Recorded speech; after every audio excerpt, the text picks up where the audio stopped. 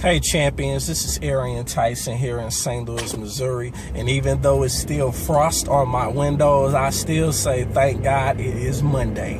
I wanted to talk to you briefly. I hope that your weekend went well, that it was productive and peaceful.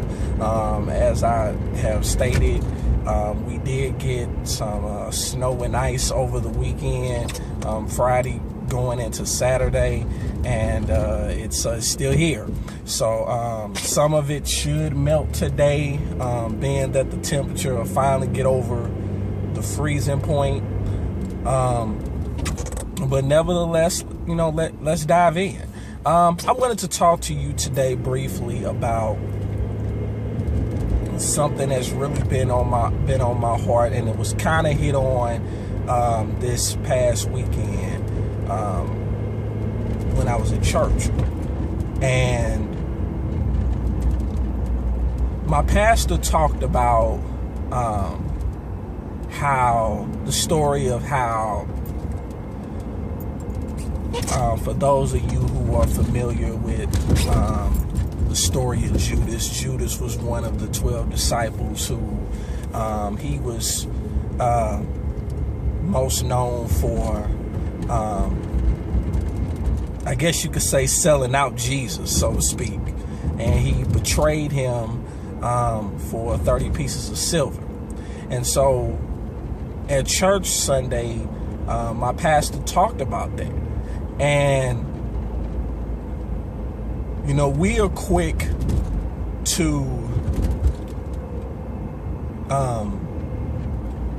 you know, get rid of those who don't support us. We're quick to get rid of our enemies, you know, to make our enemies our footstools, and that's good, you know. But there are some times where, you know, it is good to have, you know, your enemies around, you know, because it's one thing, you know, to kind of not necessarily say throw it in their face, but it's to show them that just when you thought I couldn't do it, or just when you said it couldn't be done, it's happening. And so I want to encourage you, you know, to be thankful for your enemies. And that may sound crazy, but let me preface my comments.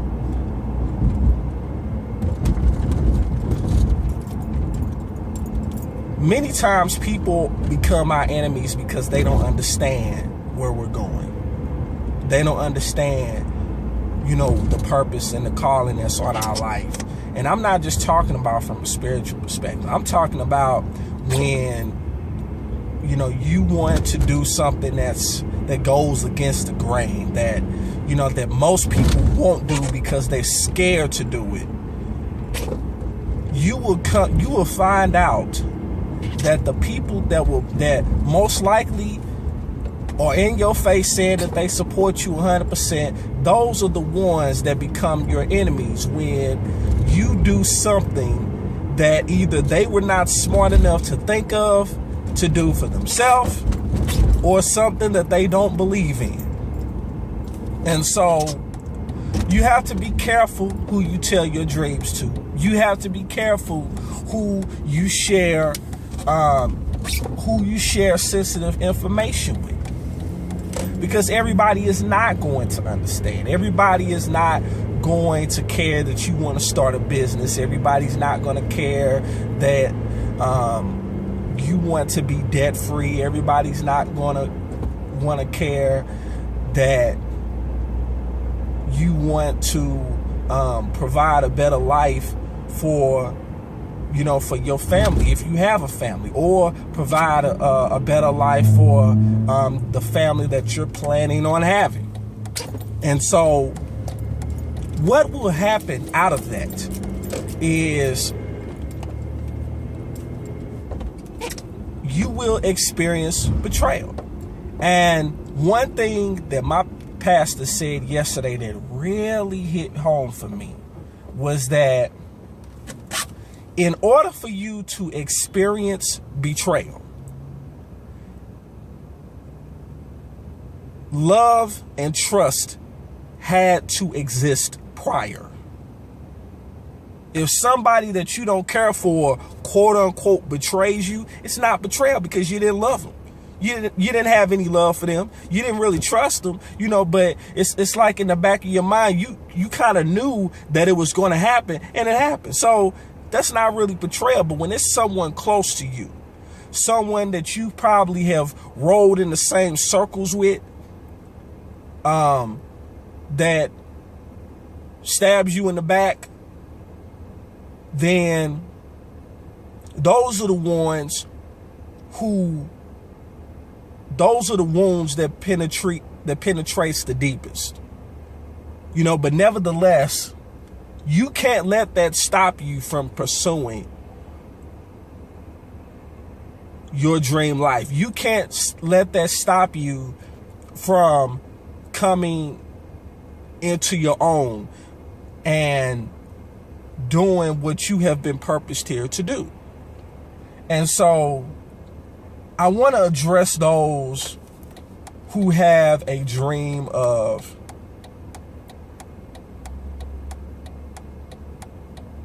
owning a business, those who know that the way that society has often taught us, you know, that the times have changed. You know, the 40-40-40 plan is outdated. And if you are, I would say if you are under the age of, I'll say 40 to be modest, don't bank on Social Security. You're going to have to do something. You're going to have to do something because you're not going to be able to live off 40% less of what you are accustomed to bringing in once you hit retirement age. You know, but I'm thankful that my enemies are becoming footstools. Why? Because I am actually seeing and rubbing elbows with people who are retired. But you know what? As young as I am, they're younger than me. Because they made a decision to do something different. They made a decision that they were not going, that punching a time clock was not for them. They made a decision that they wanted to provide a better life for their families. They made a decision to start leaving a legacy for their family now. And for those of you who are watching this and understand that time is really of the essence, and there is no such thing as the perfect time, that, you know, whether we know it or not, this moment is something that we have, then I recommend that you click the link below. I recommend that you reach out to me, because I have my hands on something valuable. I have my hands on something that will be of interest not only to you, but to people that you know, to people that they know, and to people that they know. And I would love to share with you the information, but you got to do some things first. So feel free to add me on Facebook. Feel free to shoot me an email, because we all deserve to be successful, but most people don't get there because they're not around the right people. And I'm thankful to God that I am around the right people. and that 2014 is going to be great. But I'm not waiting to 2014 to have a great year. I'm starting now while it's still 2013. And so I implore you to click the link below. Get back to me. I will answer your questions. And let's get started. Monday's a great day to get started. Click the link below. We'll talk to you soon. Peace.